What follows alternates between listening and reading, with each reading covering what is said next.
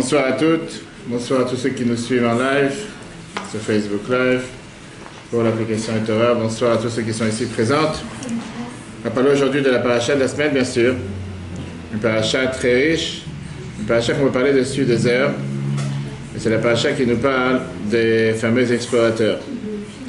Qu'est-ce qui s'est passé avec les explorateurs? Qu'est-ce qui s'est passé avec ceux que Moshe l'a envoyés?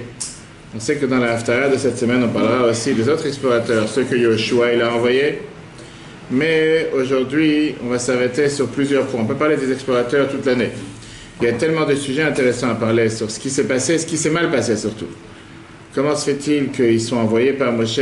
Une mission tellement importante. Et on dit que Beotashak, Chérim Ayou, ils étaient des gens bien, des gens pieux.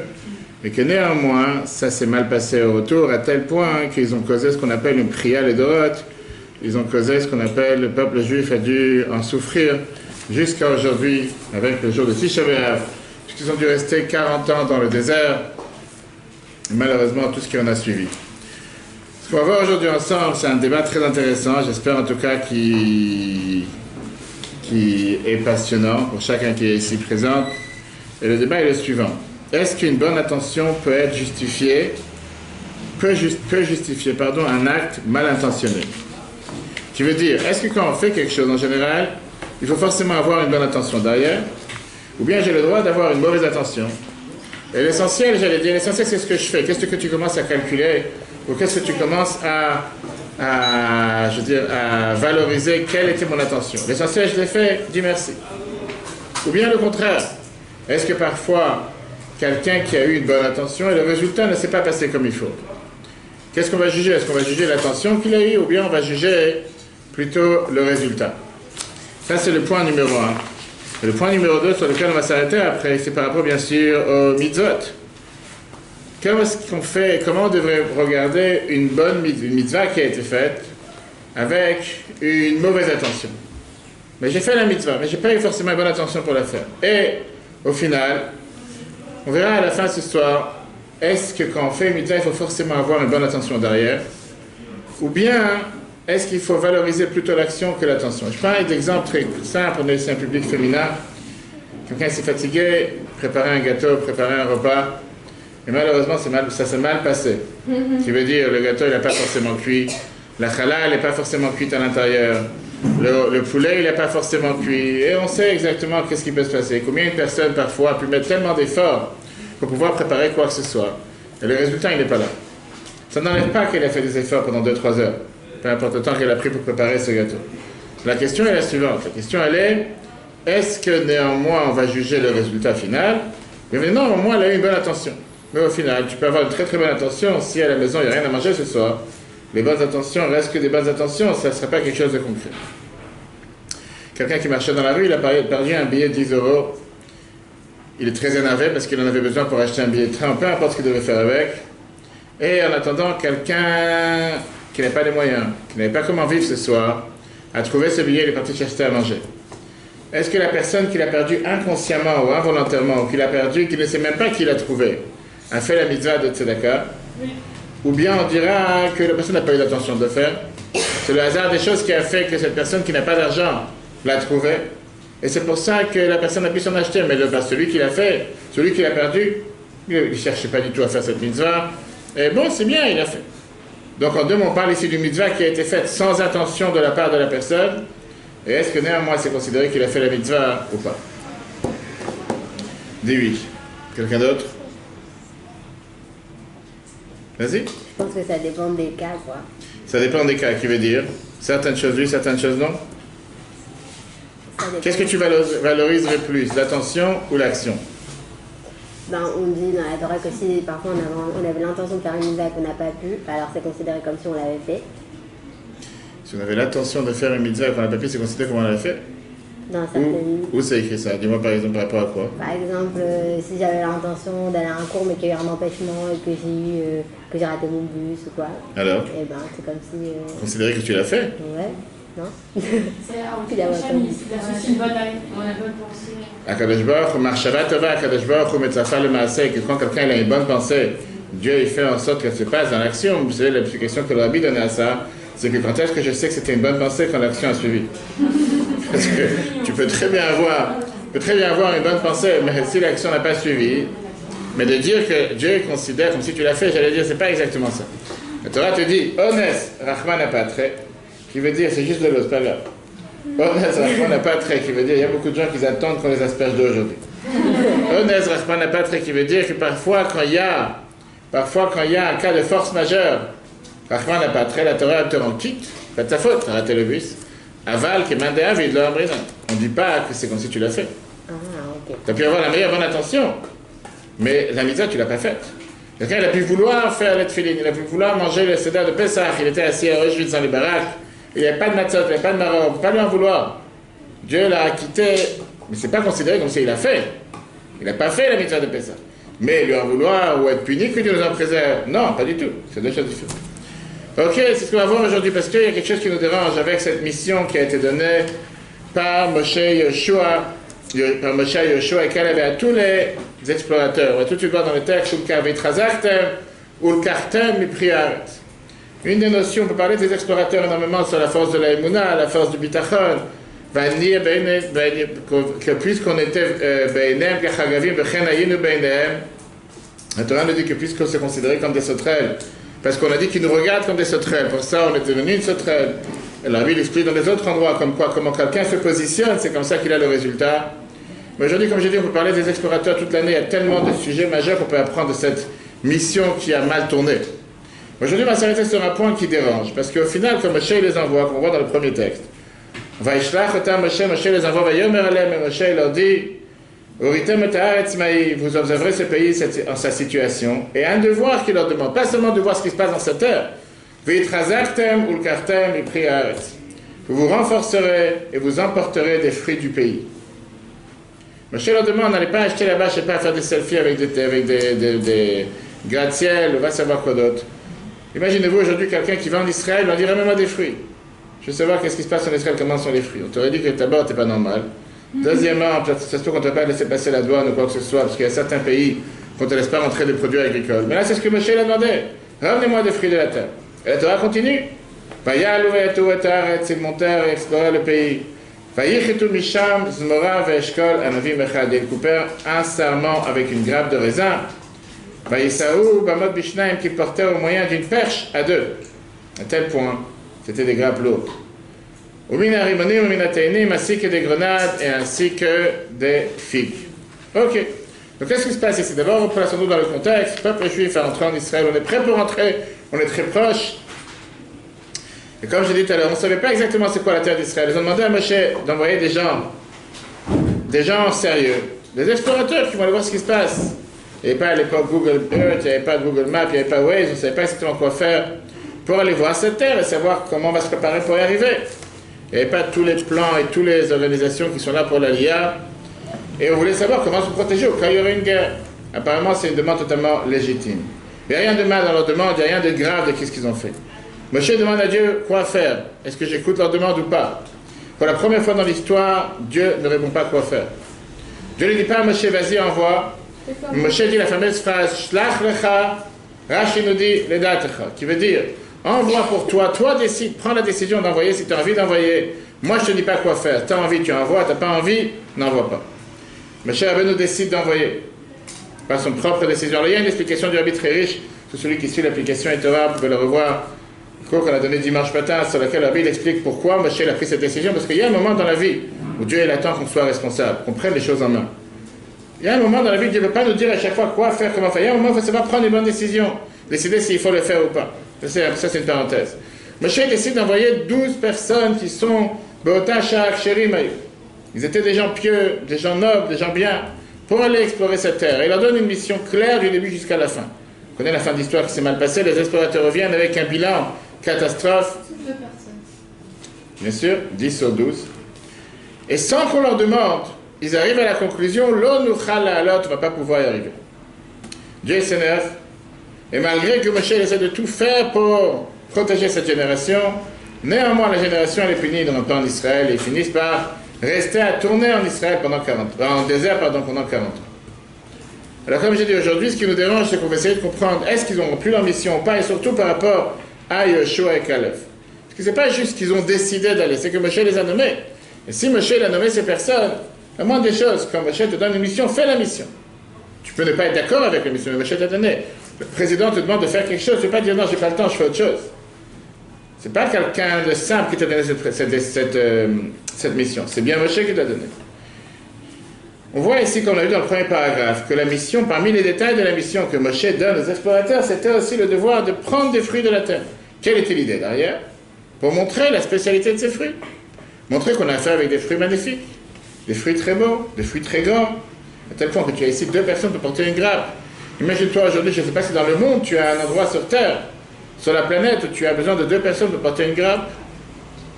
Même les fruits de Tchernobyl, quand ils ont été déformés après l'explosion radioactive, il ne fallait pas 2 personnes pour porter une grappe, mis à part le fait qu'il ne fallait pas chercher les fruits là-bas. La question qui dérange est la suivante. Qui a porté les fruits? Qui a fait partie de ce projet? Qui n'a pas fait partie de ce projet? Et pour ça, pour la comprendre, on a besoin d'une question en termes de classe. On est dans une classe, il y a le prof ou le directeur ou qui que ce soit donne un devoir à toute la classe. Préparez-moi telle pièce de théâtre, ou préparez-moi tel projet, telle sortie, peu importe ce qu'ils vont demander. Et le prof dit que j'ai besoin de la fin de la semaine qui est telle exposition, telle thèse, tel schéma, tel dessin, tel exposé. Il n'a pas dit qui va faire quoi. Il a dit, vous êtes dans la classe 12, je vous demande de me préparer ce projet, Est-ce que la mission tombe sur toute la classe? Ou bien la mission, elle tombe sur le projet? Qu'est-ce que ça veut dire en hébreu? Pourquoi je vous donne cette question? Parce qu'on va débattre de ça tout à l'heure. Est-ce que la mitzvah, c'est une mitzvah en général qui est une mitzvah sur la personne ou une mitzvah sur l'objet? Qui veut dire, est-ce que le prof, il cherche ici à avoir ce projet, cette thèse, cet exposé, ces dessins, ces schémas? Peu importe qui va le faire de la classe, même si c'est une seule fille, de 20 filles, on n'a rien à faire. L'essentiel, c'est qu'à la fin de la semaine, ça a été fait. Ou bien, c'est un projet collectif, qui veut dire, chaque fille qui est présente doit le faire. Ça n'existe pas, ça ne peut pas arriver qu'une des filles va dire, moi, j'ai pas envie, j'ai pas la force, c'est pas pour moi, je vais en vacances, faites-le à ma place. Et combien de fois ça arrive dans les classes que des fois un prof il demande à 2 filles ou 3 filles de préparer quelque chose, il y a toujours une qui travaille et 2 qui glandent, c'est on dit en bon français. Et à la fin, hein, ils ont la note partagée à 3. Et parfois une mauvaise note parce que les 2 n'ont rien fait. Ça, c'est le problème qu'on a ici avec la mission de Moshe. Quand Moshe dit, ramenez-moi des fruits de la terre, qu'est-ce que tu veux exactement?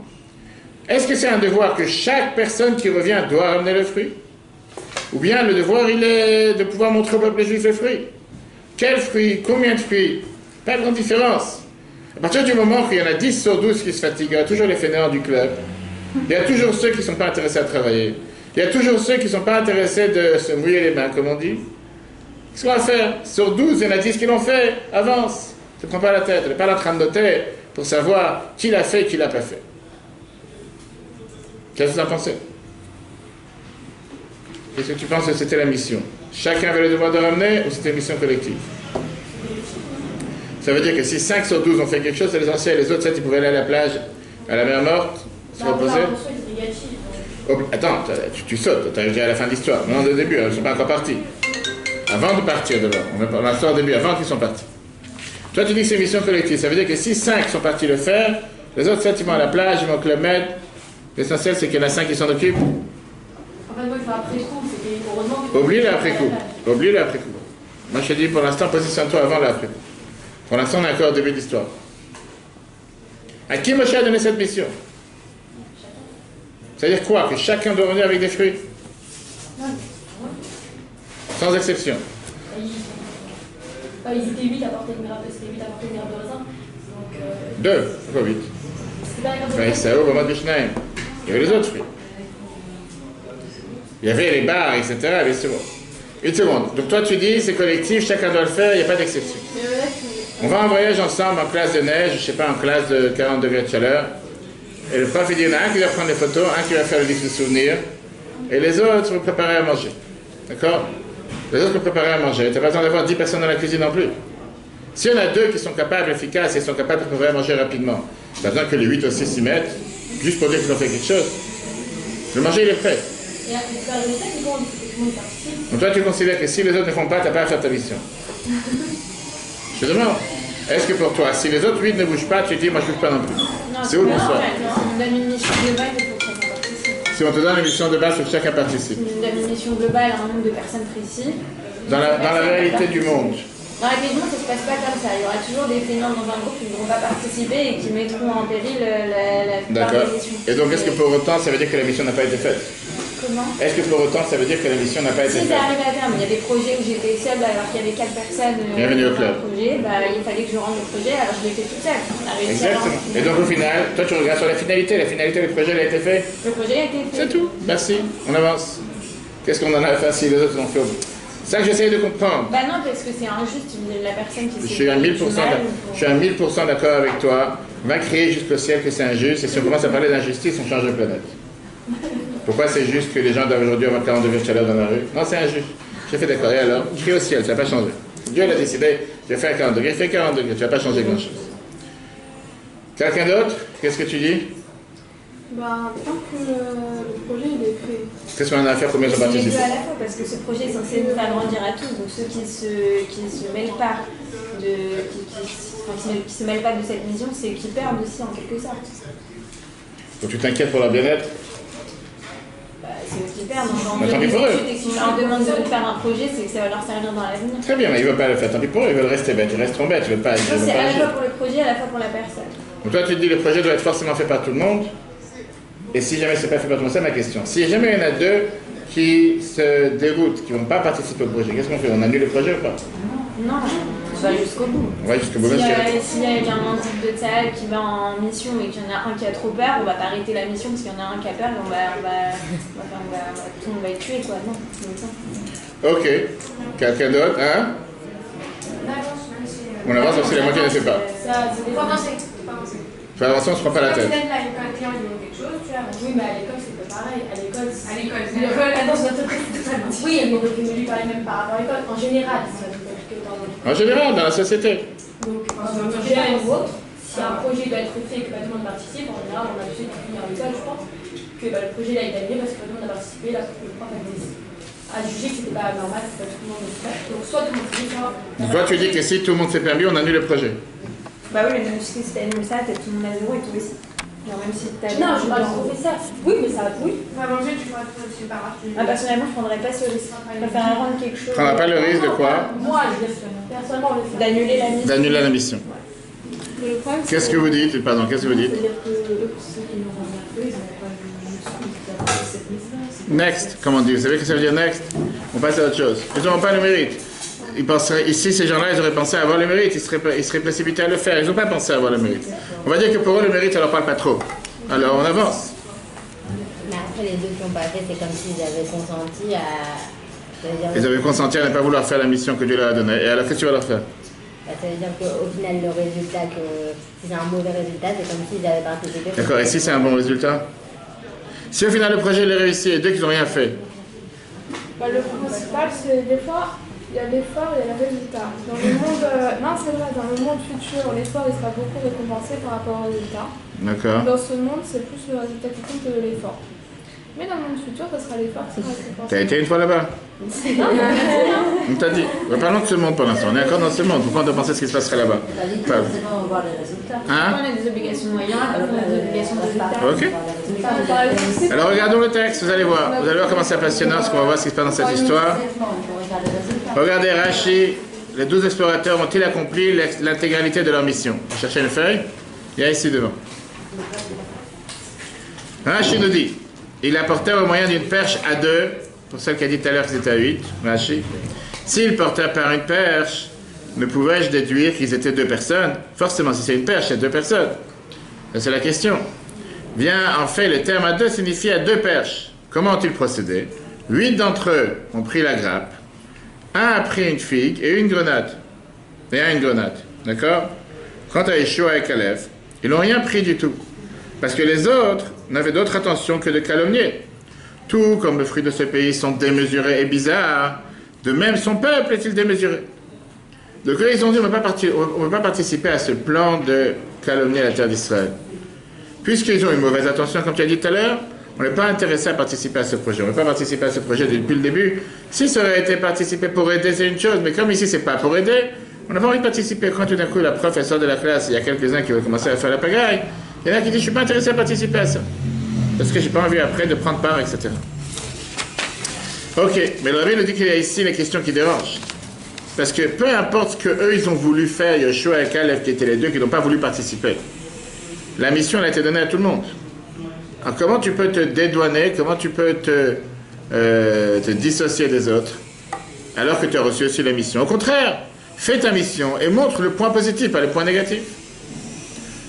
Comment se fait-il qu'ils ont dit, puisque les autres n'ont pas ici une bonne intention, je n'ai pas envie de participer. Mais comme certains ont dit tout à l'heure, au final, tu as eu cette mission, tu as eu ce devoir à faire, fais-le.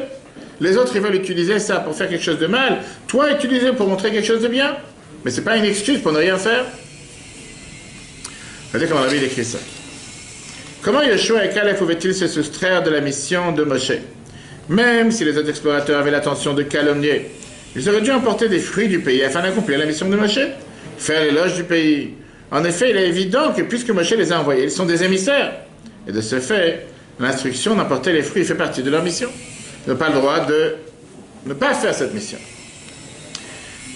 D'où Rachid tire cette explication. Il y a deux explications qui sont amenées dans l'Agmara.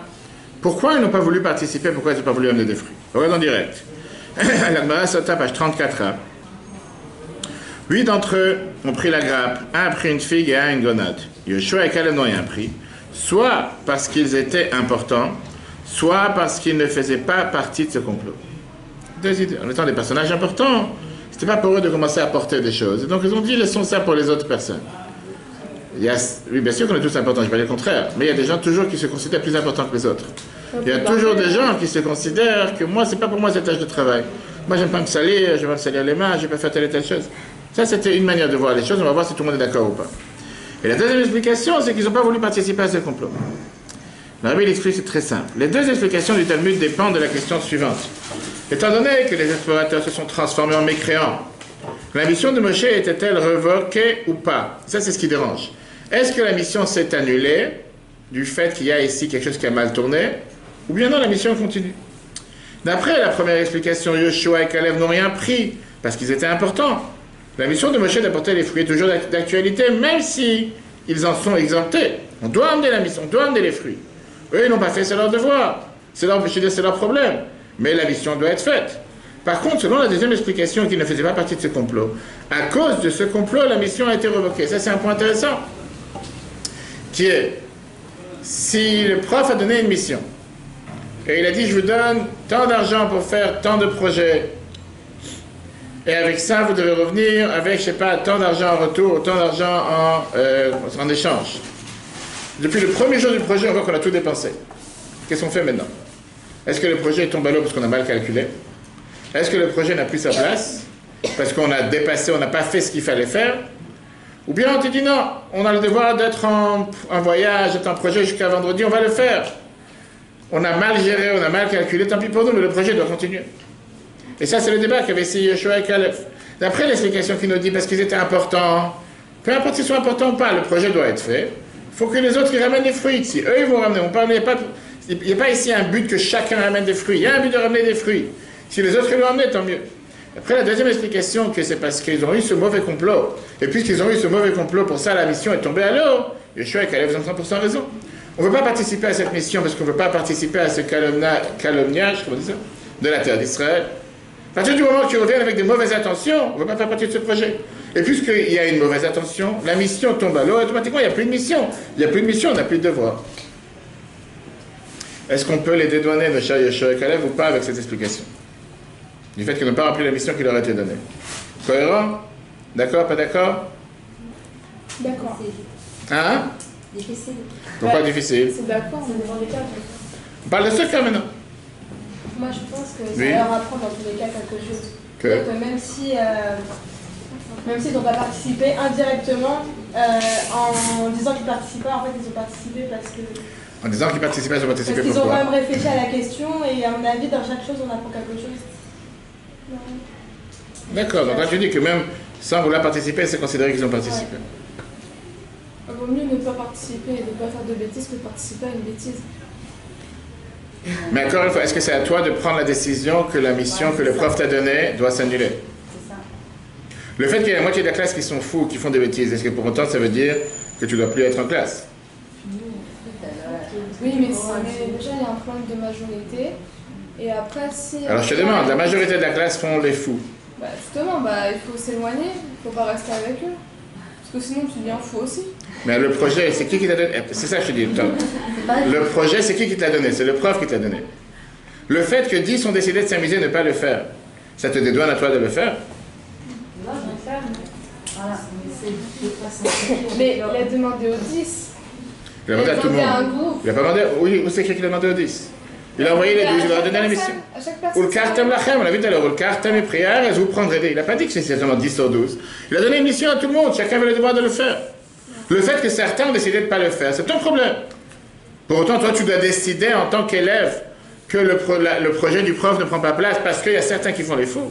Même si c'est la majorité qui font les fous. Je pose la question, vous avez raison. Qu'est-ce que je vous disais? Quelqu'un voulait dire? Non, c'est-à-dire qu'on peut participer à l'action, que quand j'ai les échanges de leur état d'esprit, en fait, à eux, en état d'esprit... Quand vous dites on peut participer à l'action, ma question c'est pas si on peut, c'est s'ils devaient. Oui, quoi qu'il arrive, ils auraient dû le faire. Ok, c'est ça. Quelqu'un d'autre? Ça a l'air comme ça. Qu'est-ce que tu dis? Bon, Je vais pas te mouiller. Non, rien. Oui, mais à la fin, c'est sadique. Qu'est-ce que tu aurais fait toi à leur place?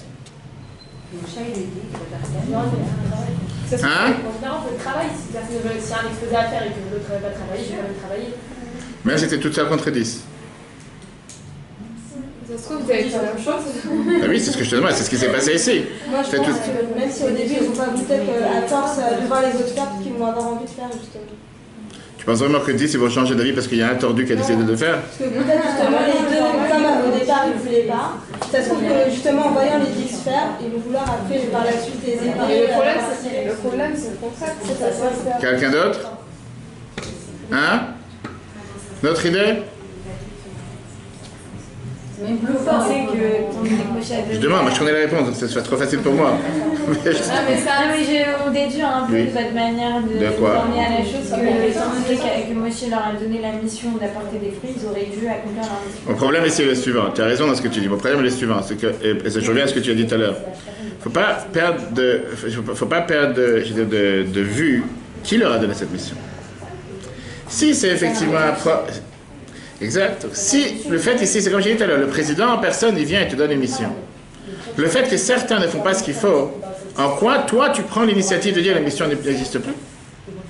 Si c'est si c'est un projet que les élèves ont décidé ensemble, qu'un ami a décidé, ok, certains ne vont pas le faire, j'enlève. Mais là, c'est le président en personne qui vient et qui te demande, je veux que tu fasses telle et telle chose. Et la majorité ne veut pas le faire, ou la majorité ne le font pas comme il faut. Pour ça, ça fait en sorte que toi tu dis, je prends l'initiative de l'arrêter.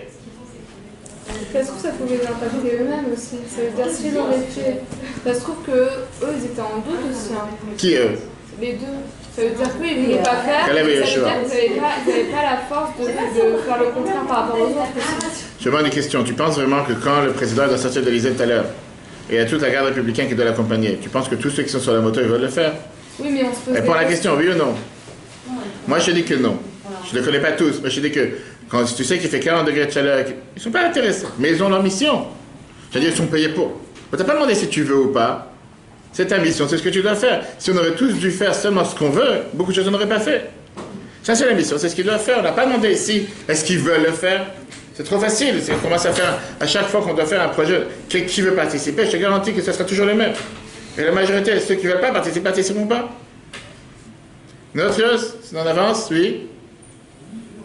Non, rien? D'accord. Ok. On voit ici qu'a priori, il y a quelque chose qui dérange, comme on l'a dit tout à l'heure. Parce que Rachid te dit qu'eux-mêmes ont pris l'initiative de dire que puisque il y a eu un complot contre Israël, automatiquement la mission s'est annulée. Mais apparemment, c'est le contraire de ce qui s'est passé. Quand tu regardes le texte, on voit qu'au contraire, ils ont continué leur mission. Caleb et Yeshua, ils sont revenus, ils ont parlé du bien d'Israël, Tova Haaretz Meod Meod, la terre elle est très très bonne. Et ils ont même essayé de convaincre tout le monde de continuer d'aller. À aucun moment dans le texte, c'est écrit que c'était une mission de ou tout ou rien. Ou tout le monde ou personne. C'était clair depuis le départ que même s'il y a certains qui font faux pas, même s'il y a certains qui font pas ce qu'il faut, c'est pas pour autant qu'on doit jeter la mission à l'autre. C'est pas parce que parfois, dans un projet, certains ne se comportent pas comme il faut, qu'il faut annuler tous les projets. Et donc revient la question, si c'est comme ça, et si en réalité on sait qu'ils ont continué leur projet, comment se fait-il qu'ils n'ont pas ramené des fruits comme les autres ils auraient dû ramener? Apparemment, ils avaient aussi cette mission de ramener les fruits. Pourquoi ce détail-là, ils n'ont pas fait? Clair? Jusqu'à là, c'est clair? Parce qu'en ramenant les fruits, oui. Et ben, c'est que les fruits, c'était les fruits en eux-mêmes, en soi-même le problème. Les fruits avaient un problème? Non, ils n'avaient pas de problème, mais c'est que les fruits je sais pas, c'est... Non, je sais pas. Ok, on va savoir tout de suite. Quelqu'un d'autre? On avance. Quand on va regarder maintenant les différences entre le langage de Rashi et le langage de l'Agmara, on va voir ici quelque chose d'intéressant. Regardez qu'on a vu décrit ça dans le chiffre 4. Une bonne intention pourrait-elle justifier un acte mal interprété? Du commentaire de Rashi, on comprend que ce qui poussa Yoshua et Caleb à ne prendre aucun fruit avec les autres explorateurs n'était pas uniquement de s'assurer que nul ne pense qu'il faisait partie du complot, mais aussi de ne pas vouloir prendre part à l'acte de transport des fruits que les explorateurs avaient l'intention d'utiliser afin de calomnier. Néanmoins, on a deux problèmes avec ça. Premièrement, cela n'était pas suffisant pour les soustraire de la mission de Moshe. Deuxièmement, d'où Rashi sait-il qu'il transportait les fruits dans le but de calomnier? Après l'Agmara, c'est pas écrit une chose pareille. On te dit que pourquoi ils n'ont pas voulu participer, pour qu'on ne les considère pas qu'ils veulent faire partie du plan de tous les autres. D'abord, qui était au courant de ce plan? Jusqu'à ce qu'ils soient revenus, personne n'était au courant de ce plan. C'est une fois qu'ils sont revenus, qu'ils ont commencé à parler, qu'ils ont commencé à raconter, là on était au courant. Prendre des fruits en soi, c'était quelque chose de bien, pas quelque chose de mal. Et donc si c'est comme ça, Rashi vient et te rajoute, c'est pour ça que l'acte elle-même, l'acte en soi de prendre des fruits, c'était quelque chose de négatif et pas quelque chose de positif. Et sur ça, là, tu dis, je ne suis pas d'accord. Parce que d'où tu as déduit une chose pareille? D'où tu as déduit que prendre les fruits en soi, c'était déjà quelque chose de négatif? Et disons que c'est quelque chose de négatif pour eux. C'est pas pour autant que toi, tu ne dois pas le faire. Et comme on l'a dit tout à l'heure, on a besoin d'avoir une preuve réelle. C'est pas que quelqu'un il a inventé que quand ils sont partis d'Israël, ils ont envoyé un texto, un WhatsApp ou un Facebook à quelqu'un en disant « T'inquiète, on revient avec un complot ». Personne n'était au courant de tout ça. Automatiquement, au moment où on en tient au stade où nous sommes maintenant, il n'y a aucune preuve logique et réelle pour faire croire qu'ils devaient arrêter leur mission, ils auraient dû continuer la mission de la même manière, comme ils l'ont reçu depuis le départ. Et donc, même si, sentimentalement, volontairement, ils ne sont pas intéressés à le faire, ils ont un problème avec ce qui est en train de se passer, néanmoins, quand ils vont revenir au poste, à la fin du projet, ils doivent être capables de dire « j'ai rempli la mission ». Et le fait qu'ils ne l'ont pas fait, ça ne pose problème, on veut comprendre pourquoi. Claire? Question? Tout le monde dort? Ben lui, on avance. Hein? Sauf si on dit que si moi j'ai dit que c'était peut-être c'est pas obligé, c'est un conseil quoi. Ou c'est écrit que c'est un conseil? Je sais pas, peut-être. Encore une fois, on doit baser les choses dans le texte. Ouais. Dans le texte, c'est pas écrit que c'était une proposition, c'est écrit clairement. Je vous demande de le faire. Pas le cartel machem. Le cartel prière, vous avez le devoir de le faire. Oui. Oui, mais si cet acte ça a conduit à la négligence, est-ce que c'était bon de le faire, c'est ça? Encore une fois, au moment, le problème qu'on a tous, on a tous le même problème, je vous dis, dans des chicots, grâce à Dieu, tous les Shabbats, et beaucoup de fois dans la semaine. Et on a le gros problème, c'est qu'on est 3000 ans en arrière. Personne ne se positionne au moment où on est en train de parler. On connaît les débuts de l'histoire, la fin de l'histoire, ce qui s'est bien passé, mal passé. Oublions tout ça, on ne connaît rien. Pour l'instant, on est encore avant qu'il revienne d'Israël. C'est vrai qu'une fois qu'on connaît tous les détails, on a du mal à comprendre. Oublions, pour l'instant, ils ne sont pas encore revenus.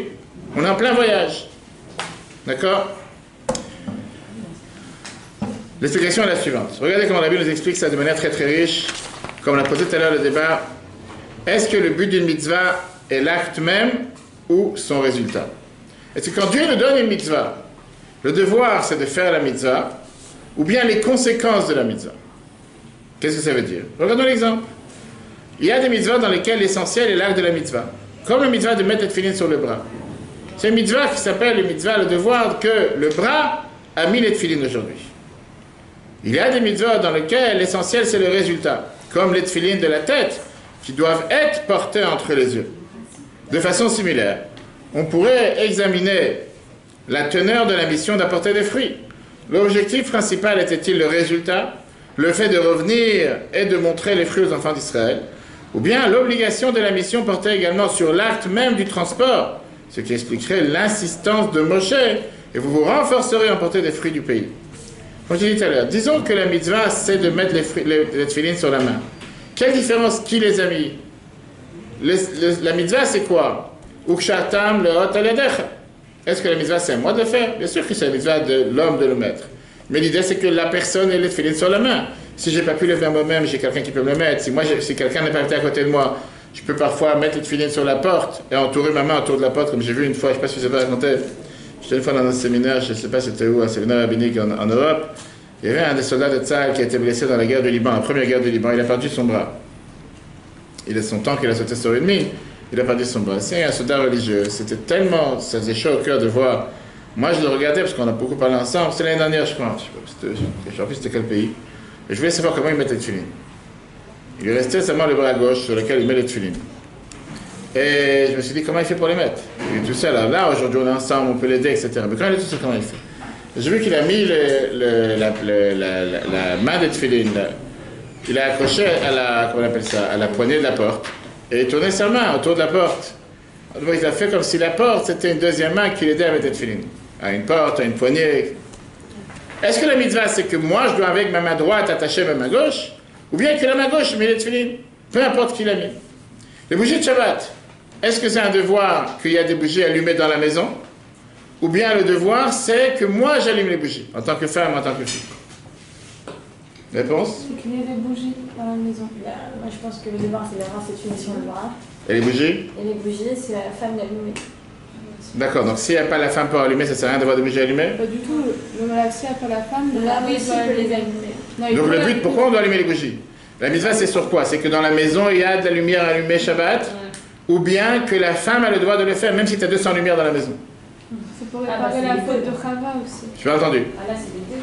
Là, c'est les deux? C'est toi qui dis? Même s'il y a 200 milliards, la femme, on a quand même allumé ses petits Shabbat. C'est ce que je demande. Moi, je pose la question. J'attends ta réponse. Tu m'as répondu. Merci. Ouais, les deux, ouais. J'ai demandé la question, pourquoi on allume les bougies? Est-ce que le but, c'est ça le débat qu'on a maintenant, est-ce que le but c'est que la mitzvah soit faite, que des bougies soient allumées sur la table de Shabbat, ou bien c'est la mitzvah sur la femme qu'elle doit allumer des bougies? Qui veut dire? Pourquoi? Je vais dire la question plus loin.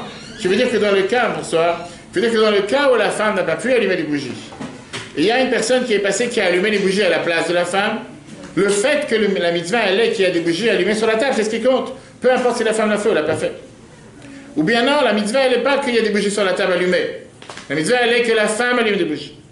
Et automatiquement, même si tu as déjà 200 personnes qui ont allumé des bougies, ça n'enlève pas ta mitzvah à toi d'allumer ta bougie. Et c'est le débat qu'on a ici. Est-ce que le but de la mitzvah c'est l'acte même, qui veut dire avoir des bougies allumées sur la table, quand on parle de bougies ou de tefillin, ou peu importe la mitzvah, ou bien son résultat, quand tu dis la tzaka? Est-ce que toi tu as le devoir de prendre une pièce ou un billet et mettre dans la tzaka? Ou bien le devoir, c'est que l'argent tombe dans la tzaka, même si elle tombe du ciel. Mais c'est pas toi qui l'as fait. Et comme je dis tout à l'heure, tu marches dans la rue, tu as perdu un billet, et que 10 minutes plus tard, il y a un pauvre qui l'a trouvé, que c'est acheté à manger, tu as fait la mitzvah. Même si c'est non intentionné, non voulu, tu es énervé, tu es en train de maudire celui qui l'a trouvé, et tu es énervé toute la nuit parce que tu as perdu ton billet, peu importe. On te dit, l'autre, il l'a trouvé, il l'a acheté à manger, il a fait la mitzvah. Moi, je pense que c'est l'acte de la personne qui compte. L'acte de la personne. Ah, tu joues sur les deux. Tu dis pas, c'est pas l'acte de la mitzvah. C'est l'acte de la personne. C'est-à-dire que c'est la personne qui doit prendre l'initiative de faire la mitzvah. D'accord, donc c'est... La mitzvah en elle-même...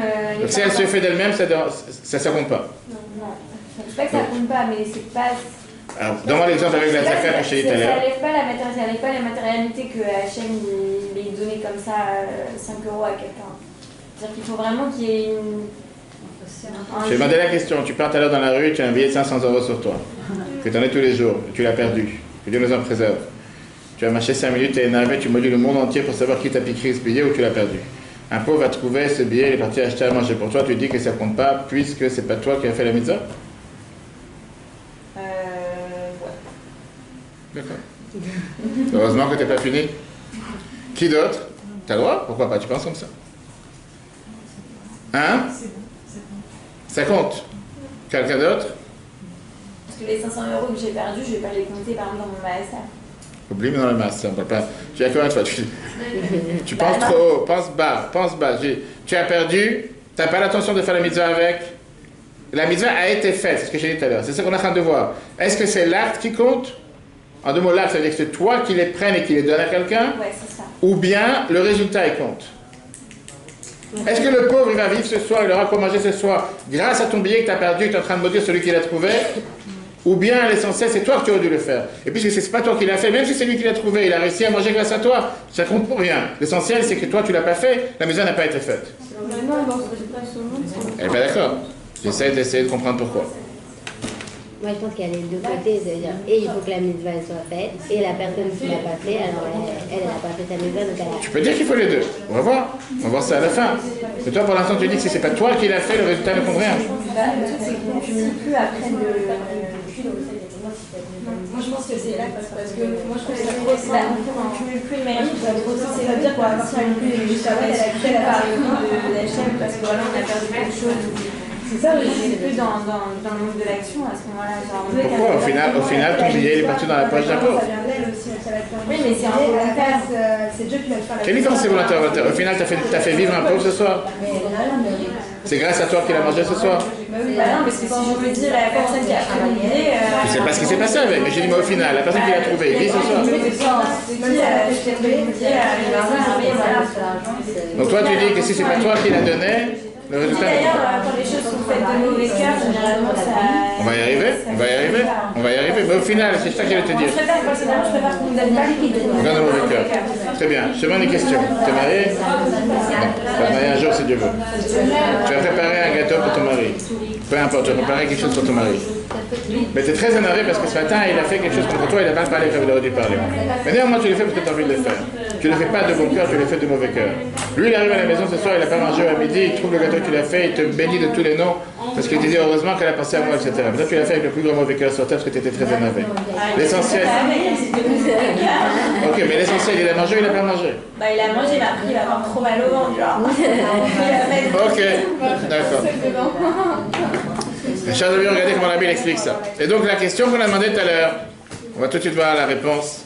La question qu'on a demandé, c'était justement, est-ce que chacun des 12 avait le devoir de porter les fruits? Ou bien, les plus importants ici, c'est le résultat. Et le résultat, il est que les fruits arrivent dans le désert. Allons plus loin, parce qu'on pense tous en mode 2019. Amazon a envoyé des drones en Israël pour aller chercher des caisses de fruits. Les explorateurs ils étaient à la plage pendant 10 jours, ils n'ont rien fait. Ils sont revenus, ils ont dit de toute façon, on a vu les drones en train de charger les fruits. On va calculer notre retour au même moment que les drones qui arrivent dans le désert avec les fruits. Ils arrivent dans le désert, c'est un beau jour, et les fruits ils arrivent avec le drone posé. Ils ont fait la mission, ils n'ont pas fait la mission. Ils l'ont fait, hein. Ils n'ont rien fait.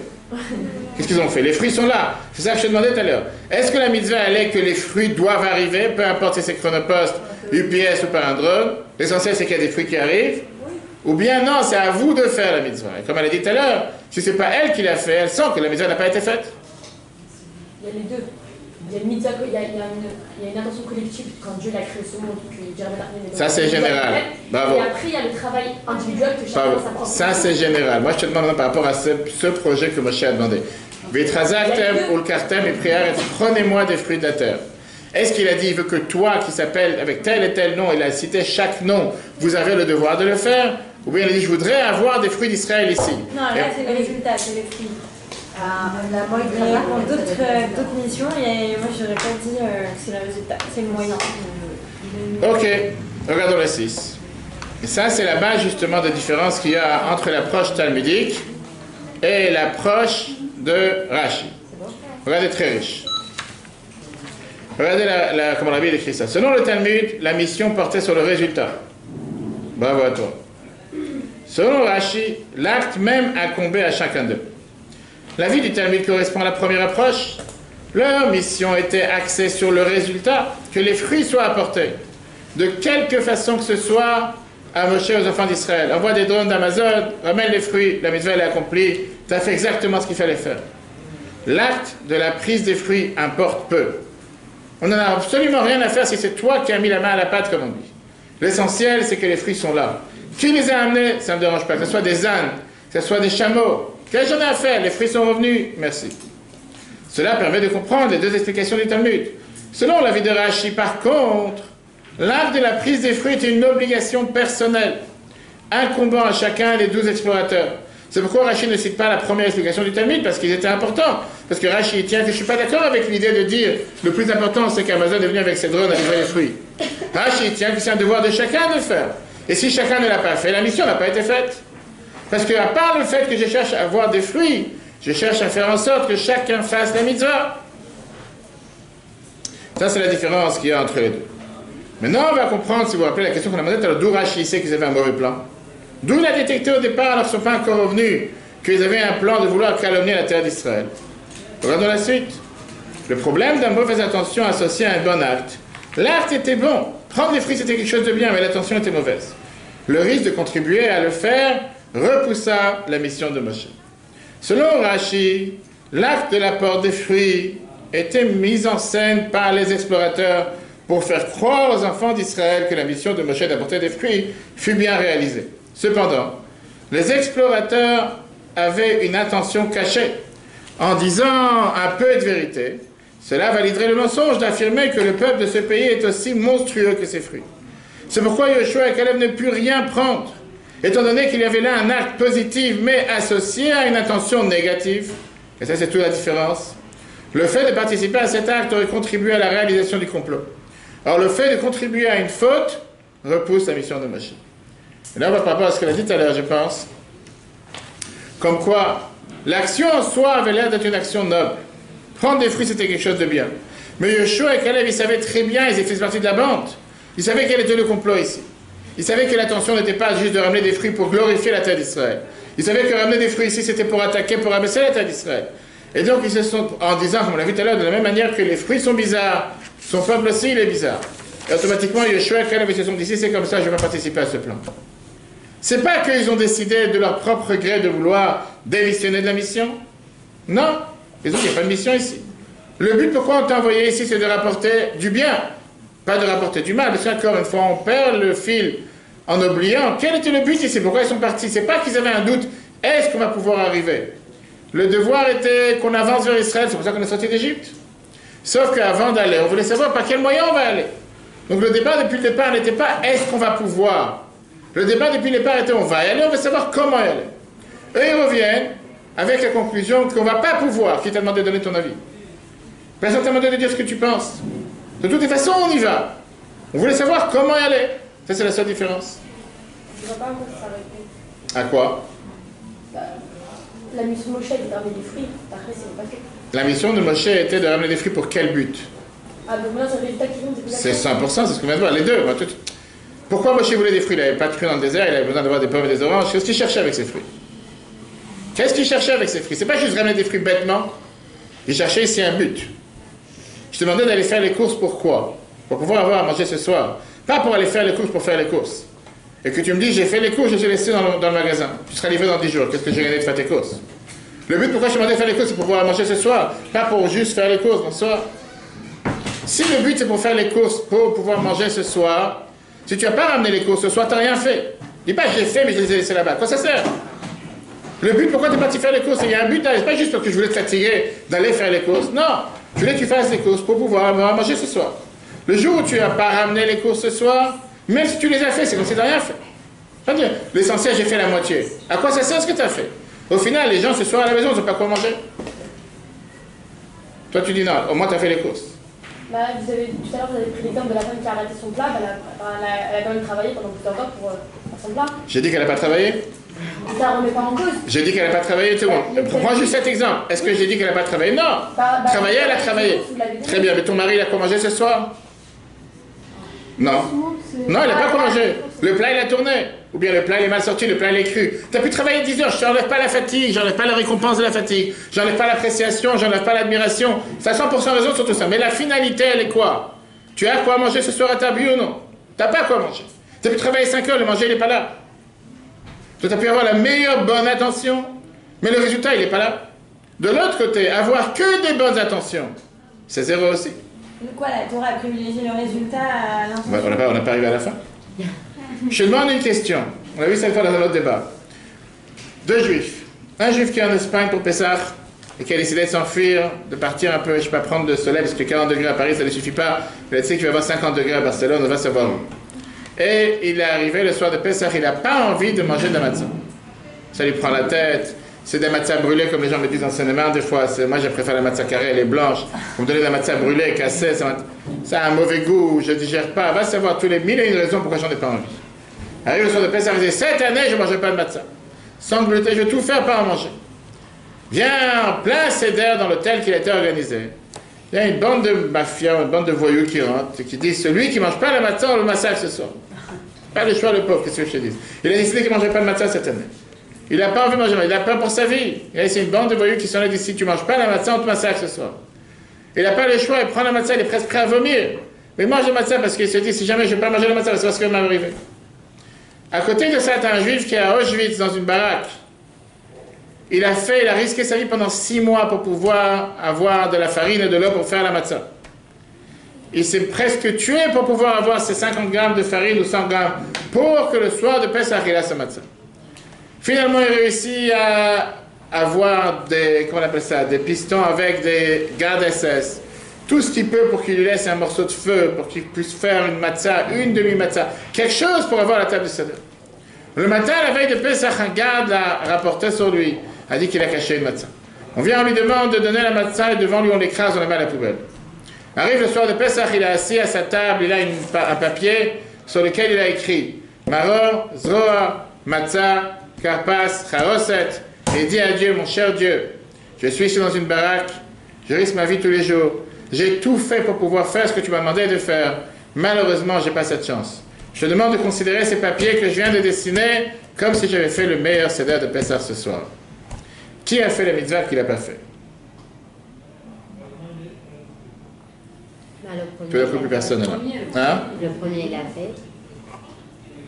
On n'est pas en train maintenant de parler de récompense, salaire, mérite, oublie tout ça, c'est pas de ça qu'on parle. On parle de résultat final. Qui l'a fait, qui l'a pas fait? Bah les deux au final. Les deux, comment le deuxième il a fait? Mais les deux, il y en a un qui l'a fait par intention. La volonté Et l'autre qui l'a fait la personne de vouloir faire la mitzvah, elle compte aussi. Alors je t'ai demandé tout à l'heure, tu as eu la volonté de faire un plat pour ton mari pendant 5 heures, le plat il est mal tourné, tu l'as mis à la poubelle. Il arrive ce soir, il n'y a rien à manger. Tu peux lui dire 20 fois, j'ai eu la meilleure bonne volonté, j'ai voulu préparer à manger. Il y a à manger sur la table, il n'y a pas à manger. Alors qu'est-ce que tu veux que je te dise? Je n'enlève pas les fatigues, les efforts, la récompense, je ne parle pas de tout ça. Je te parle du concret, résultat. Le résultat il est là ou il n'est pas là? Quel enseignement? Donc ça c'était le débat avec Moshe. Mais c'est pas fait. C'est pas de sa faute, tant qu'il n'ait pas fait la mitzvah. J'ai dit que c'est de sa faute.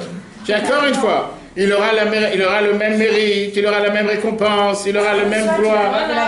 Même si mais la mitzvah, il n'a pas fait. Hors contexte, on enlève tout le contexte, il n'a pas fait la mitzvah. Il n'a pas fait, c'est ce que je dis. En termes de vie sur la feuille, t'as fait, t'as pas fait, t'étais pas là. Tu peux avoir 1001 excuses pourquoi t'es pas venu au cours. 1001 excuses qui sont les meilleures excuses sur Terre. Au cours, t'es pas venu. Et le prof, il dira, t'étais absente. Maintenant, c'est pas pour ça que tu vas être puni, c'est pas pour ça que... Mais au final, absente, tu es absente, qu'est-ce que je te dis? Il n'y a pas de dire je te vois ici un doublon, je te vois ici transparent. T'es pas là, t'es pas là. Moi, je pense qu'il a fait quand même, parce que même s'il n'a pas mangé physiquement, il a tout fait pour. Et je suis d'accord avec toi. Tu as tout fait pour faire un gâteau, le gâteau il n'est pas sorti, qu'est-ce que je te dis? Le gâteau il est là ou il n'est pas là? C'est pas grave, la personne, elle a essayé de faire ça. Dis ça à ton mari. Dis ça à tes enfants. Dis ça à tes enfants, c'est pas grave. On mange rien ce soir. Moi, je me suis fatigué 5 heures pour faire à manger. Il n'y a pas à manger, mais moi, je me suis fatigué. Va leur dire 5 heures que tu t'es fatigué, tu as travaillé dur, tu as transpiré. Mais il n'y a pas à manger ce soir. Pourquoi? Parce que j'ai une bonne volonté. Enlève tout le contexte. Tu as fait la mitzvah, mangé la matzah ou tu n'as pas mangé la matzah?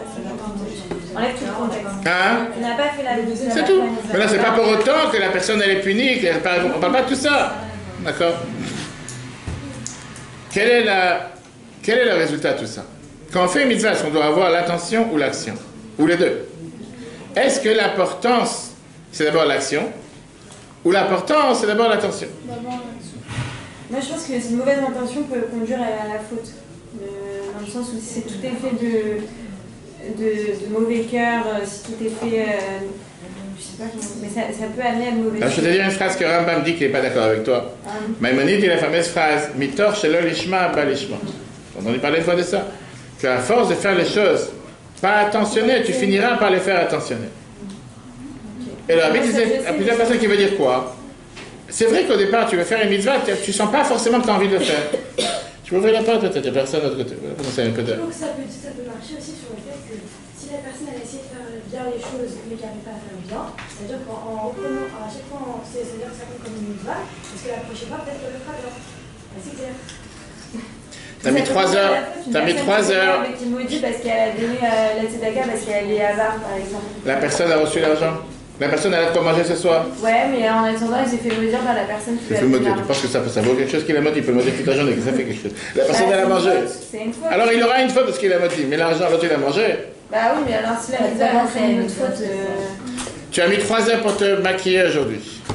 C'est pas de toi, je parle un exemple. D'accord, ok. Mauvais exemple. Tu as mis 3 heures pour te maquiller. Au final, tu sors dehors, il pleut comme je sais pas quoi. Tu n'as pas de parapluie, tu n'as rien pour te protéger. Tu arrives à la salle de fête, la salle de mariage, et tu as tout le maquillage qui est tombé sur les habits. Va savoir, tout a coulé, tout a perdu, va savoir ce qui a pu t'arriver. Et le pire, c'est que ta mère, elle dit au final, elle dit quoi? Oh, mais t'aurais pu faire un effort. Voilà. Et la question, elle est, est-ce que ce que tu as fait, ça compte ou ça compte pas? Tu as payé une fortune, tu as pris 3 heures pour le faire. Au final, tu es arrivé au mariage, tu es arrivé à la fête, maquillé, oui ou non? Mais cette façon de voir les choses, ça décrédibilise nos efforts, je trouve. Pourquoi? Parce que, comme si que le résultat, il n'y avait que le résultat qui compte. Je n'ai pas dit que le résultat, encore une fois. Cette façon mais encore une fois, tu ne veux pas enlever l'importance du résultat. Les efforts sont valorisés, les efforts sont respectés, les efforts sont pris en compte, les efforts ont toute leur valeur et toute leur place. Mais à condition, c'est ça que va arriver à la finalité. Avoir que les efforts sans résultat, il y a quelque chose qui ne va pas ici. Tu peux avoir la meilleure bonne attention, tu peux faire les plus grands efforts. Si le résultat n'est pas là, le résultat n'est pas là. Tu peux travailler 3 mois, 3 heures, 3 jours pour réviser pour une thèse ou pour un examen. C'est tout, c'est Dieu qui l'a voulu, c'est tout. Tu as trouvé quelqu'un sur qui mettre la faute. Je suis d'accord avec toi. Non, pourquoi pas? Encore une fois. Dis-toi, parce que tu n'es pas marié. Tu seras marié, tu diras c'est la faute de ton mari. Non, c'est la faute de Dieu. Pourquoi pas? Il y a pas de, ça ne dérange pas. Mais je dis encore une fois, au final, il y a le résultat qui compte. Si par exemple, je sais pas, je dois aller quelque part faire une mission et qu'il y a une tempête et que tous les trains sont annulés, tous les avions sont annulés, c'est ma faute? Non, c'est pas ma faute. Voilà. Mais j'ai dit que c'est ta faute. Bah alors c'est la faute de qui? C'est la faute de la chasse. On parlera un autre jour, c'est la faute de qui. Mais au final, est-ce que tu étais ou tu n'étais pas? Bah non, j'ai pas été, mais il n'y a aucun moyen de transport, je ne peux pas marcher. Encore une fois, ça tu débattras face au tribunal et tu diras toutes les raisons pourquoi tu n'as pas été. Mais concrètement, tu étais ou tu n'étais pas? Tu n'étais pas? Non, je n'étais pas. C'est pas ma faute. Mais qui a dit? J'ai jamais dit à aucun instant que c'est ta faute. Personne n'a dit que tu es fautif de quoi que ce soit. Pas seulement tu n'es pas fautif. Je dis encore, il faut la parler des examens. Tu révises pour le brevet, tu révises pour le bac, tu révises pour un examen médical, tu révises pour quoi que ce soit. Tu as révisé 3 jours, 3 semaines, 3 mois, 3 heures, peu importe.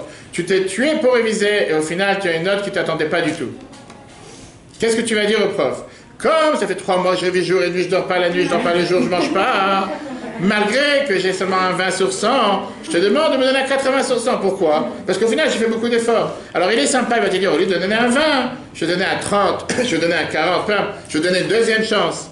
Mais comment tu veux que je te donne un 80 si tu as répondu tout faux? C'est pas juste. J'ai pas dit que tu n'as pas fait d'efforts. On a toujours dit que le résultat n'était pas de notre ressort. Qu'est-ce que ça veut dire que c'est pas de notre ressort? C'est Dieu qui donne le résultat. D'accord, combien de choses tu vas mettre sur son compte? Laisse-le tranquille. On a toujours dit ça. C'est le Yann qui le dit normalement. Que quoi? Que nous on sème, après la récolte sera dans le Mais t'as bien dit qu'on sème. Là, on parlait de l'attention. Là, on parlait des intentions. Oui, il faut avoir une intention. C'est pas juste l'attention. 100%, il faut l'attention. Mais là, on te parlé de quoi? Il faut que tu aies l'action et l'attention, les deux ensemble. Je suis tout à fait d'accord. Et je suis tout à fait d'accord. Mais la misère, tu l'as faite ou pas? Je suis tout à fait d'accord encore une fois. Tu as couru comme tu voulais la veille de Shabbat pour allumer les bougies. Tu as raté le train, tu as raté le... Mais j'ai pas dit qu'il faut pleurer, j'ai pas dit qu'il faut être énervé. Mais au final, tu as allumé ou tu n'as pas allumé? C'est bon, donc la misère, tu l'as pas faite. Oui, mais aussi la façon de réagir. Après derrière, comment tu réagis? Alors on va parler de ça après, c'est pas le sujet, mais on peut parler de ça tout de suite. Je dit tout à l'heure, la phrase que la Gemara te dit. Honest, Rahman n'a pas trait. Un cas de force majeure à la Torah te rend quitte. Pas ta faute, tu ne peux pas le faire. Aval que mande Avid, l'homme Ambrinan, mais considérer que tu l'as fait. Tu n'étais pas c'est ton rapport avec les chers. 100%, et c'est ce qu'on vient tout de suite arriver.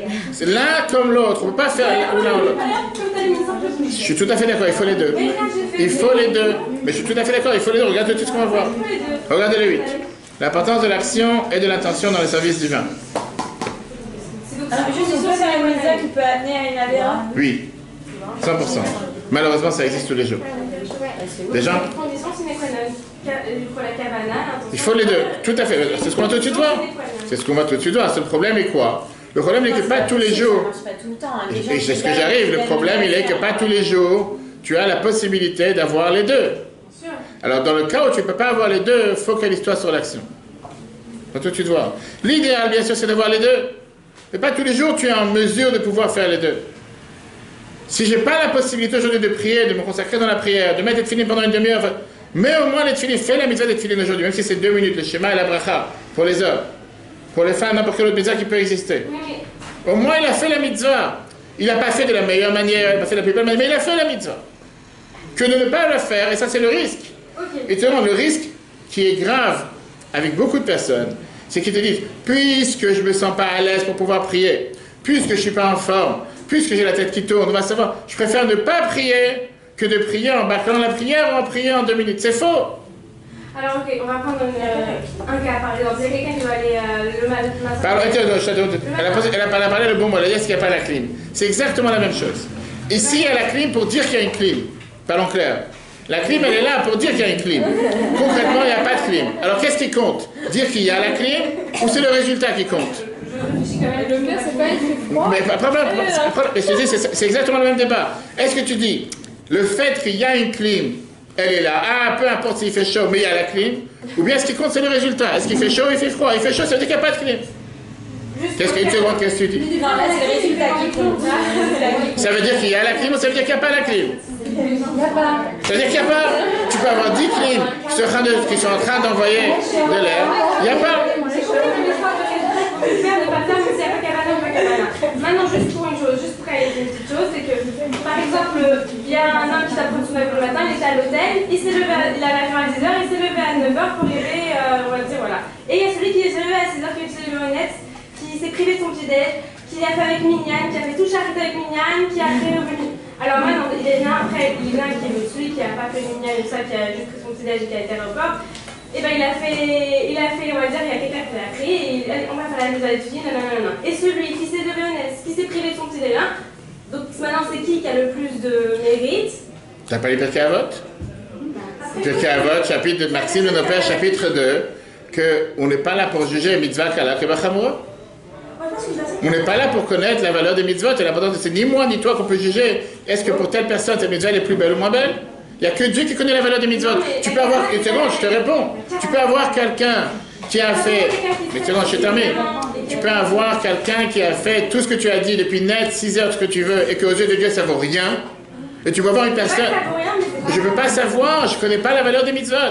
Et c'est pour ça qu'on doit s'assurer de faire les choses de la meilleure manière. Et tu peux avoir un juif qui va mettre les mitzvot la première fois de sa vie depuis 50 ans qu'il n'a pas mis, et que pour lui la mitzvah elle a beaucoup plus de valeur aux yeux de Dieu que quelqu'un qui les met tous les jours. Pourquoi? Parce que celui qui les met tous les jours, il les met comme un robot, comme un automate. Mais je n'ai pas dit le contraire. Je n'ai pas dit. Je viens de te dire que nous, on n'est pas là pour pouvoir calculer ou valoriser telle ou telle mitzvah. On ne connaît pas la valeur des mitzvot. C'est pour ça qu'on doit s'assurer de les faire de la meilleure manière possible. Mais de l'autre côté, tu ne peux pas dire que quelqu'un qui le fait de la manière la plus banale possible, puisqu'il n'a pas fait avec toutes les préparations, c'est pas bien. Et peut-être qu'il a la chance de pouvoir faire les choses rapidement. Peut-être que lui, il a la chance de pouvoir, tu sais, la fameuse histoire qu'on raconte, j'ai noté ça dans un autre cours, c'était à midi. Cours de Tania, on peut voir sur l'application Torah, le chapitre 23, dans lequel il y avait un débat avec le rabbi de Go, plusieurs personnes. C'est ça. Encore une fois, mais tu n'es pas le juge, tu n'es pas devant Dieu. Tu ne connais pas la valeur des mitzvot. En tout cas, par rapport aux gens. À tes yeux, à nos yeux terrestres, matériels limités, voilà, tu te dis que l'autre, il a fait 3 heures de préparation pour prier. Je suis tout à fait d'accord. Je suis tout à fait d'accord, sauf qu'on n'est pas le bon Dieu. Et pour le bon Dieu, quand la Mishnah te dit, c'est lui qui connaît la valeur des mitzvot, c'est pas nous. Mais parfois, pour une personne, faire un truc, c'est des gens. La différence, c'est si tu as. Celui qui se lève à 6 heures, il va peut-être qu'il est aussi en temps.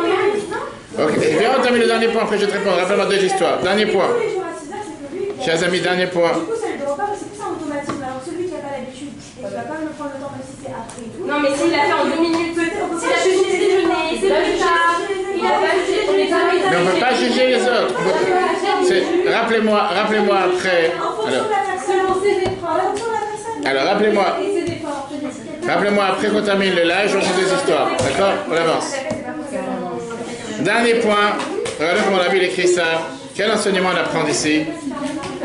Écoutez, Torah, l'erreur essentielle des explorateurs était de vouloir servir Dieu principalement par la pensée et la parole, avec l'étude de la Torah et l'attention conceptuelle des mitzvot. Ils ne voulaient pas descendre dans le monde de l'action pour accomplir les mitzvot concrètes liées à l'agriculture. Ils n'étaient pas intéressés à aller en Israël. Pourquoi se prendre la tête à rentrer en Israël pour commencer à travailler la terre? Ça ne les intéressait pas. Mais le problème est quoi? Que par cause de penser d'une telle manière, on peut faire l'erreur à l'envers. Et ça, c'est ce que l'on est en train de dire. Regardez le dernier paragraphe. Puisqu'il en est ainsi, un homme pourrait faire une erreur dans l'autre sens, en pensant que puisque l'action est essentielle, l'intention du cœur et la pensée de l'intellect importent peu. Sur cela, Rashi nous enseigne que c'est l'intention de calomnier des explorateurs qui transforma l'injonction de Moshe en un sujet d'interdiction et de médisance. L'aspect positif étant plus puissant que l'aspect négatif. On apprend de là à quel point la bonne intention et la pensée adéquate d'une mitzvah sont importantes. Cela donne de la vitalité à la mitzvah. Tu ne peux pas finir et dire de la conclusion de ce qu'on a vu, l'essentiel c'est de faire. Non! C'est important de faire et de faire avec bonne attention, avec ferveur, avec préparation, avec enthousiasme, avec tout ce que tu veux. Il en est de même en ce qui concerne l'obligation de croire à Mashiach et d'attendre sa venue. Cela doit être sincère et authentique du profond du cœur. Cela accélérera l'arrivée de la délivrance maintenant. Quelle réponse Rabbi donne ici? Bien sûr que la Maaseh Haïkar, l'action qui compte. Mais faire l'action sans effort, faire l'action sans bonne pensée, faire l'action sans bonne attention, ça manque de valeur, ça manque du lien que tu dois avoir avec Dieu. Parce que pour pouvoir vraiment être attaché avec Dieu, il faut pouvoir faire une mitzvah avec son attention. La fameuse phrase qui est dit, mitzvah belo kavana que guvlin shama. Une mitzvah sans bonne attention derrière, c'est comme un corps sans âme. Donc bien sûr que quand tu calcules le résultat final, bien sûr le résultat, qu'est-ce que j'en ai à faire, comment, qui, quoi. J'ai mis les filines, c'est l'essentiel. C'est un point. Mais de là à se contenter en disant, mais l'essentiel c'est le résultat, non. Parce que tu peux très bien donner de l'eau à la personne, tu peux lui donner une bouteille dans un plat, sur un plateau, dans un verre en verre, comme en première classe, ceux qui vont en Israël, et qui ont la chance d'avoir des verres en verre, d'avoir des verres en plastique. Et tu as quelqu'un d'autre, tu vas lui jeter une bouteille par derrière le dos. Les deux ont reçu de l'eau. Un, il a reçu sur un verre en verre, sur un plateau avec un tissu à côté. Et l'autre, il a reçu la bouteille derrière le dos. Tu vas dire, la finale, c'est le résultat. Les deux, ils ont reçu. Il y a des manières de faire. Faire une mitzvah sans intention, sans kavana, tu as fait la mitzvah peut-être, mais c'est le niveau 0, le niveau 1. Tu as fait la mitzvah, on ne prend pas t'en vouloir, tu as fait la mitzvah. Mais la faire avec bonne attention, avec préparation, la faire avec ferveur, ça n'a rien à voir, c'est pas du tout le même niveau. Le niveau de rapprochement vers Dieu, le niveau d'attachement à Dieu, c'est un niveau qui est totalement beaucoup supérieur. Même si tu fais pas la volonté de Dieu avant ta propre volonté, donc forcément tes péchés est beaucoup plus grand. Mille fois plus grand. 1000 fois plus grand. Pour faire un final, pour mon exemple juste de la faire 2 minutes, excuse-moi, mais c'est pas du nachat à Hachem. Si tu vois, si tu dis, encore une fois, faire 2 minutes, il a fait la mitzvah, tu ne peux pas lui en vouloir. On voit le gros ego derrière quand même. Je suis tout à fait d'accord. Mais c'est bon, je suis tout à fait d'accord avec toi. Sauf que tu ne peux pas lui enlever le point vie sur sa feuille qu'il était présent. Il a fait ce qu'il faut faire. Est-ce qu'il a fait de la meilleure manière? Non. Est-ce qu'il a fait comme il faudrait le faire? Non. Est-ce que c'est la meilleure manière de le faire? Non plus. Mais il a fait, tu ne peux pas lui enlever le fait qu'il a fait. Ça n'empêche pas le fait que l'autre personne a beaucoup plus de mérite du fait qu'il a fait de la meilleure manière comme il aurait dû faire. Et ça, c'est ce qu'on voit ici. D'un côté, avoir une mauvaise intention peut tout détruire. Peut transformer, comme elle a dit tout à l'heure, transformer quelque chose de bien en quelque chose de mal. De l'autre côté, le fait que tu as une bonne attention, le fait que tu es préparé à le faire, le fait que tu mets des efforts pour le faire, toute la chose est totalement... Et on voit clairement, je suis un homme, j'ai une femme, j'ai la chance d'avoir une femme et des enfants. Je dis à chaque fois mes enfants, tu vois, quand quelqu'un il prépare à manger à contre-cœur, parce qu'il faut faire quelque chose, ou quand quelqu'un il met son cœur pour le faire. Qu'est-ce qu'il met son cœur? Il met les attentions calculées, puis ça prend beaucoup plus de temps, je suis tout à fait d'accord. Mais est-ce que chaque maman ou chaque femme a le temps chaque jour de prendre 3 heures pour préparer à manger? Pas sur la face, on vit dans un monde où pas tout le monde a le temps de le faire. Alors tu as quelqu'un qui va se dire l'essentiel c'est d'avoir fait quelque chose, je sors quelque chose du congélateur, je mets dans la poêle, je verse, en 3 minutes c'est prêt. Ou bien quelqu'un qui va prendre 3 heures pour le faire. Mais est-ce que tous les jours tu peux prendre les 3 heures? Non, tu peux pas prendre les 3 heures. Mais c'est vrai qu'aujourd'hui on regarde, enfin je trouve que dans cette génération on regarde surtout le résultat, on regarde pas du tout les efforts derrière. C'est malheureux, c'est malheureux, on va tout de suite voir 2 histoires. Et donc le fait de mettre des tefilines tous les matins, allumer les bougies de Shabbat, si tu rajoutes avec ça la kavana, tu rajoutes avec ça l'attention, automatiquement la passion est totalement différente. Et comment on peut rajouter l'attention? La simple raison par ça qu'on apprend la profondeur de la Torah, ce qui est la chassidoute. Tu nous laisses penser qu'est-ce qu'on est en train de faire avec une mitzvah. Pas juste, je suis en train de mettre des lanières noires, des boîtes noires sur la main. Je suis en train de me rattacher à Dieu, je suis en train de faire la volonté de Dieu, je suis en train de descendre des parcelles divines sur terre, je suis en train de lever le matériel vers le spirituel. Quand tu fais la mitzvah de cette manière, la mitzvah est totalement dans notre sens. Rabbi termine dans ce discours merveilleux qu'il a dit en 1978 avec une phrase intéressante. Des fois, tu rencontres un juif qui ne se comporte pas comme il faut. Et tu as parlé avec lui 99 fois. Et tu n'as pas changé. Mais tu as compté 99 fois, tu parles avec lui, il n'a pas changé. Tu te dis, pourquoi ça sert de rajouter encore une fois? Laisse tomber papa, tu parles au mieux. Ah, une fois, il y en a un qui l'a mis à la fin. On doit savoir, je te dis, c'est des histoires de tous les jours. Je vais raconter après des histoires de quand on termine le live. On doit savoir que le cœur juif est réveillé et que même s'il a l'air d'être pas intéressé, même s'il a l'air de ne pas vouloir, même s'il a l'air de te rejeter, même s'il a l'air d'être quelqu'un qui ça ne lui parle pas, sa neshama, elle entend. Sa neshama, elle entend, il veut le faire et tôt ou tard, il va finir par le faire. De l'autre côté, enseignement par la personne lui-même, le fait de penser positif sur l'autre, le fait de penser positif envers l'autre, le fait de ne jamais baisser les bras et se dire que tôt ou tard, un juif, quoi qu'il arrive, sa neshama va se réveiller, elle finira par se réveiller. Comme l'a dit tout à l'heure, comment on le fait? Par ça qu'au final, on agit avec les meilleures intentions, sans calculer si la personne l'a fait parce qu'il fallait le faire, pas le faire. Et en commençant, en faisant les mitzvot de cette manière, on finira par les faire de la plus belle manière sur terre. Je termine avec deux histoires. À part c'est des questions après Gabriel, c'était l'histoire que Rabbi a racontée dans une lettre en 1963. Il était un des grands businessmen de la ville de Vitebsk. 25 ans, ils étaient mariés, ils n'ont pas eu d'enfants. Et à l'époque, à cause de tout ce qui était des mauvaises paroles contre lui au gouvernement, il a perdu aussi toute sa richesse. Il était très triste. Une fois, la Zakan, il a ramassé de l'argent pour pouvoir libérer les prisonniers. Mais il n'avait pas d'argent pour pouvoir l'aider. Ça lui a fait beaucoup de peine. Quand sa femme, elle a su ça, elle est partie vendre le seul collier de perles qu'elle avait, les bijoux qu'elle avait, jusqu'à ce qu'elle a pu avancer l'argent qu'elle avait besoin pour libérer ses prisonniers. Les pièces qu'elle a ramassées pour pouvoir, des bijoux qu'elle a vendus, elle les a nettoyés pour qu'ils brillent, pour qu'ils soient propres, en priant à Dieu que leur mazal aussi commence à briller. Elle a mis ça dans un sac, elle a donné à son mari pour qu'il les transmette à l'Admor Hazaken. En rentrant chez l'Admor Hazaken à Liozna, Rabbi Gabriel, il a mis le sac de pièces sur la table de l'Admor Hazaken. Et le Rabbi lui demande ouvre le sac, qu'est-ce qu'il y a dedans? Et les pièces ont commencé à éclairer toute la pièce. Les pièces ont éclairé toute la pièce, toute la chambre. L'Admor Hazaken réfléchit, il dit de l'or, l'argent et cuivre que les enfants juifs, le peuple juif a donné pour le Mishkan, pour le temple. Il n'y avait rien qui brillait à part le kior, qui était ces fameux bassins qui étaient faits par les miroirs que les femmes utilisaient pour se maquiller et qu'ils ont donné avec Messiot Nefesh, avec don de soi et avec joie. Dis-moi comment tu as réussi à avoir des pièces qui brillent comme ça sur la table. Il a inventé toute l'histoire. Il a réfléchi en disant, je vais vous donner la plus grande bénédiction que vous ayez des enfants, la richesse, et vous soyez Nosechen ou portez grâce. C'est pour ça qu'il s'appelait Reb Gabriel Nosechen. Il a réussi à remonter la mort, il a dit de reconstruire des affaires, de pouvoir distribuer de l'argent, de s'investir dans les pierres précieuses et les diamants. Il a fini par être riche, il a eu des garçons et des filles, il est décédé à l'âge de 110 ans, sa femme est décédée à l'âge de 112 ans. Toutes les bénédictions possibles et imaginables. Quel enseignement on apprend de ça? C'est malgré que la valeur des pièces était exactement la même, et le fait qu'ils l'ont donné avec Messiot Nefesh, avec don de soi, avec une telle joie, la valeur des pièces a pris beaucoup plus de valeur. Elle a eu beaucoup plus grand mérite. Pareil, spirituellement parlant. N'importe quelle mitzvah qu'on fait, on peut la faire, comme on dit, pour la faire, parce qu'il faut la faire. Laisse-moi tranquille et passons à autre chose. Comme parfois, malheureusement, ça arrive des fois quand on va en tant que shliach voir des gens dans les smachot, mais là, mariage, je crois que c'est demander aux gens de mettre tefillin, et tu vois clairement sur la figure de la personne que c'était pas le moment de le déranger. Il était en train de manger ses sushis ou en train de manger ses fricasseaux, je sais pas quoi. Qu'est-ce que tu es venu le déranger avec tes bêtises? Et ça le rend tellement mal à l'aise, en plus devant ses amis, que maintenant il devra avouer à voix haute qu'il n'a pas mis les tefillin aujourd'hui. Et ses amis qui lui disent il n'a pas mis, il faut lui mettre, etc. Tu lui dis qu'est-ce que tu lui as fait devant tout le monde? Quel malheur va te tomber sur la tête? Et tu te dis qu'il attend la minute de te renvoyer balader, tu vas dire bien, dépêche-toi, mets-moi les tefillin, comme ça on peut terminer.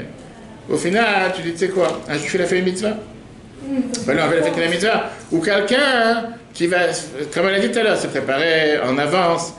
Le plus important, c'est de faire le maximum de mitzvot possible. Et se dire que même si un juif n'a pas encore fait une mitzvah comme il faut, par ça qu'il a commencé à faire une mitzvah au niveau 0, il finira à faire les mitzvot de la meilleure manière possible. Et si on ne peut pas s'empêcher, on est à une semaine de Gimel Tammuz, l'Iloula du Rabbi cette année, 25e Iloula. Cette vision du monde, cette vision des juifs que le Rabbi nous a donnée, au peuple juif, pas à Chabad, pas à Lubavitch, au peuple juif, de s'assurer que chacun de nos frères et sœurs ne soit pas excentré ou excommunié, de s'inquiéter pour le bien-être matériel et spirituel de chacun, sans ne jamais juger qui que ce soit, sans rabaisser qui que ce soit. Je ne vous cache pas qu'en habitant en Seine-et-Marne, on a beau, je peux montrer des histoires toute la nuit, je vais vous montrer juste après. C'est tellement plus facile de regarder sur un juif en disant mais il n'est pas pratiquant, mais il n'est pas religieux, mais il est totalement athée, mais il est totalement contre. À ce moment-là, tu te dis tu peux fermer 90% des Batei Chabad qu'il y a dans le monde, puisque la majorité des Batei Chabad ne sont pas fréquentés par des Lubavitch. Ils sont fréquentés par des juifs qui ont peut-être commencé beaucoup de zéro, et qu'aujourd'hui ce sont des juifs pratiquants, Shomrei Torah, Mitzvot, à 100%. Mais justement, grâce à ces regards, grâce à cette approche, ne jamais avoir voulu regarder sur un juif en disant, puisqu'il n'a pas eu la chance d'apprendre la religion depuis sa jeunesse, puisqu'il n'a pas eu la chance d'être éduqué dans le système religieux, automatiquement, il ne mérite pas à faire partie de ce clan. Au contraire, la Bible nous a montré comme quoi chaque juif a une neshama. Et même s'il y a un diamant, pour le chercher, il faut creuser très profond, il faut enlever toute la terre et la poussière qui est au-dessus, mais au final, le diamant, il est là. Et combien de centaines de milliers de nos frères et sœurs à travers le monde font Tchouva et se rapproche à la Torah et les mitzvot grâce à cette approche. Et ça, c'est le devoir et la mission que chacun d'entre nous a le devoir de faire sur cette planète, pour la simple raison qu'on ne peut pas se permettre, 70 ans après qu'il y a eu la Shoah, matériellement, spirituellement, de perdre le peuple juif. Et je ne vous cache pas qu'en étant dans ce milieu, en étant dans ce lieu, dans cette action tous les jours, combien de juifs je rencontre, que le premier aspect aurait été de, pas seulement les renvoyer ou les faire dégringoler les étages, ou se dire, mais même pas leur donner une chance. Je veux dire qu'aujourd'hui, 18 ans en Seine-et-Marne, combien de juifs qui, au départ, ils se moquaient de tout. Et qu'aujourd'hui, ce sont les gens les plus sincères, les plus joyeux, les plus pratiquants, avec tellement de sens, et tellement d'investissement, et tellement de kavana, et tellement d'attention. Parce qu'il y avait cette approche, et toujours cette approche, que peu importe ce qu'un juif a pu faire ou ne pas faire, il a toujours cette neshama, il a toujours ce diamant. Je vais juste couper le live, je vais raconter des histoires. Le cours sera replay sur l'application eTorah sur Google et Apple comme d'habitude. Si vous avez des questions, n'hésitez pas. Et c'est un parmi tous les enseignements de Shlach qu'on peut revoir aussi sur l'application.